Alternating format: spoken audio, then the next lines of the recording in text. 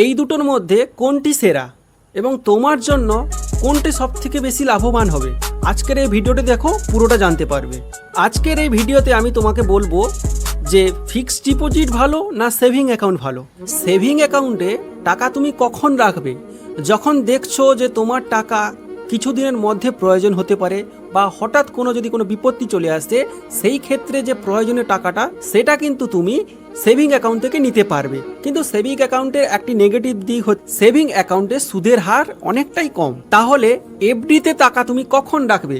যখন তুমি জানো যে এই পরিমাণ টাকা তোমার 1 বছর বা 3 বছর পর প্রয়োজন হতে পারে, সেই ক্ষেত্রে তুমি সেই পরিমাণ টাকাটাকে তুমি এফডিতে রাখতে পারো। কিন্তু একটা কথা জেনে রাখবে, এফডিরও কয়েকটি নেগেটিভ দিক আছে। যেমন এফডিতে যদি ম্যাচিওর হওয়ার আগে তুমি টাকা তোলো, তাহলে কিন্তু ব্যাংক সেটাতে পেনাল্টি লাগাতে পারে।